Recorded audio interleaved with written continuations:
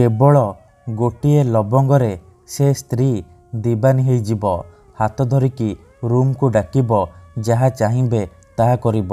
हाँ फ्रेंड्स, जदि आपण सुंदरी झियो बा सुंदरी विवाहिता स्त्री को मने मने भल पाउचंती किंतु जेते चेष्टा कले मध्य ताकू पटेई पारुनांती, ताकू निजर मन कथा कहबाकू डरुचंती, आउ आपण चाहूचंती कि से झियो बा विवाहिता स्त्री निजे आसी आपण को भल पाउची बोली कहू, तेबे आजिर एही भिडियोटी आपणकर कामरे आसीबो। कारण आजिर एही भिडियोटी रे मु आपण को शिखेइबी केवल गोटे लवंगर साहाय्य झियो पटेइबा पई वशीकरण, नारी मोहिनी वशीकरण, जार प्रयोगरे आपण सुंदरी सुंदरी झियो बा पड़िशा घर सुंदरी भाउज को निज बसरे करि परिबे, ताको पटेई ताठारू निजर मन मुताबक काम हासिल करि परिबे। जेउ झियो आपण को भाव देउ नथिला, इग्नोर करुथिला, से झियो निजे आसी आपण को भल पाउची बोली कहिबो। पड़िशा घर भाउज बा विवाहिता स्त्री हाथ धरिकी रूम को डाकिब, आपणकर सबु इच्छा पूरण करिब। नमस्कार फ्रेंड्स, ओडिया फंडा चैनल को आपण मानकु स्वागत। आजिर एही वशीकरण दुनियार सबुठारु महाशक्तिशाली वशीकरण। एहार प्रयोग केबे भी खाली जाएनी, जे भी एहाकु करिछि 100% सफल होइछि। आपण भी मो कथा मानी गोटे लवंग आनी एही वशीकरण करिकि देखंतु, ग्यारंटी देउछि जेउ झियो बा स्त्री उपरे एही वशीकरण प्रयोग करिदेबे, सीए सेही समय ठारू आपणक प्रेमरे दीवानी होइजिबो, जहाँ चाहिए ताहा करिबो, कोनोसी प्रकार बाधा देब नाही। लवंगर एही वशीकरण पूर्वरु प्रयोग करिकि देखा जाइछि। एहार प्रयोगरे हजार हजार लोक माने लाभवान होइचंती। निज पसंदर केउ भी झियो बा विवाहिता नारी को मुहूर्तक भितरे पटेई पारिछंती, आउ ताठारू निजर मन मुताबक काम हासिल करि पारिछंती। जदि केउ झियो आपण को धोखा देइछि, आपणक सहित कथा हेउनी, आपणक नंबर ब्लॉक करि देइछि, अन्य काहा सहित कथा हेउछि, अन्य काहा को भल पाउछि, तेबे आजी गोटे लवंग आनी एही वशीकरण करिकि देखंतु, ग्यारंटी देउछि से झियो जेते दूर थिले मध्य तुम पाखकु आसीबा पई बाध्य हेबो, निजे आसी तुमको भल पाउछि बोली कहिबो। तेबे एही वशीकरण आपण किपरि करिबे, केमिति करिबे, मु आपणकु शिखेइबी। संपूर्ण प्रयोग विधि ठीक भाବରେ शिखेइबी।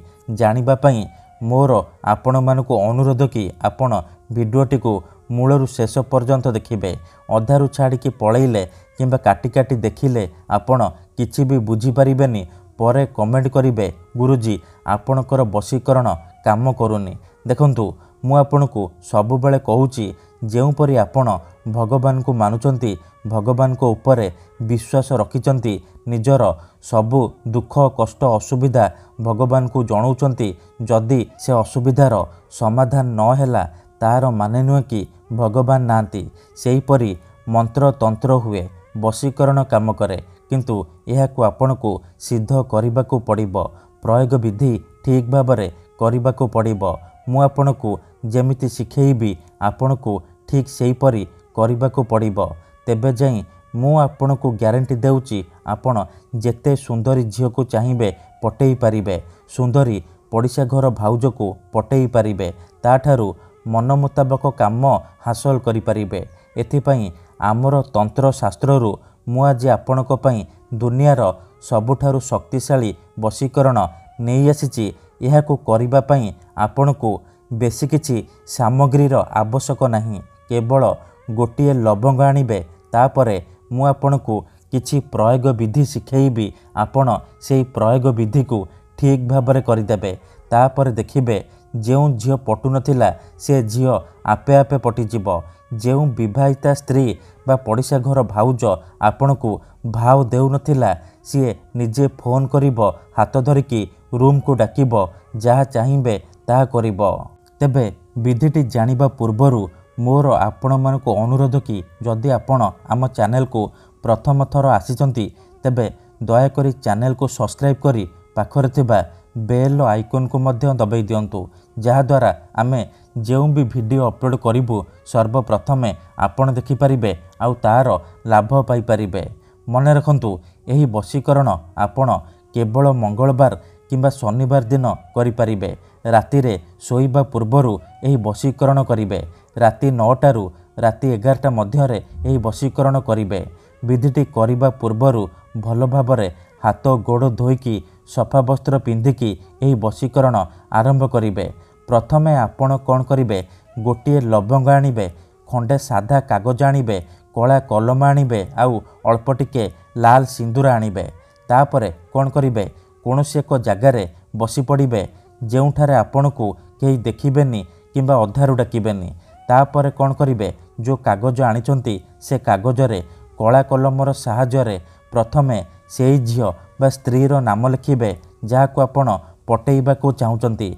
नाम लिखि सारिबा परे से नाम उपरे लवंग रखिदेबे आउ अल्प टिके लाल सिंदूर से लवंग उपरे पकईदेबे। तापरे से कागज आउ लवंग को भल भाबरे मोड़िकी डाहाण हाथरे मुठेइकी धरिबे आउ आखि बंद करिकी सेई झियो बा स्त्री को मने मने भाबिबे, तार मुह को निज मनरे भाबिबे। तापरे मात्र 3 थर यही गोटिए मंत्र को पढ़िबे। तापरे मुठा खोलिबे आउ से कागज आउ लवंगरे गोटिए थर फुंकीदेबे। मंत्रटी परी ओम चौं चामुंडाय आमुकं मे वश्यम कुरु कुरु फट स्वाहा। ओम चौं चामुंडाय आमुकं मे वश्यम कुरु कुरु फट स्वाहा। आमुकं जगार आपण सेई झियो बा स्त्रीर नाम कहिबे जहाकु आपण बसरे करबाकू चाहुचंती। मंत्र पढ़ी सारिबा परे मुठा खोलिबे आउ से कागज आउ लवंगरे गोटिए थर फुंकीदेबे। एतिकी करि सारिबा परे सांगे सांगे से लवंग आउ कागज को जालीदेबे। जेमिति आपण एपटे लवंग कागज जालिबे सेपटे प्रभाव पड़िबा आरंभ होइजिबो। सेही समय ठारू से झियो हेउ बा विवाहिता स्त्री आपणक आड़कू आकर्षित हेबाकू लागिबो। धन्यवाद।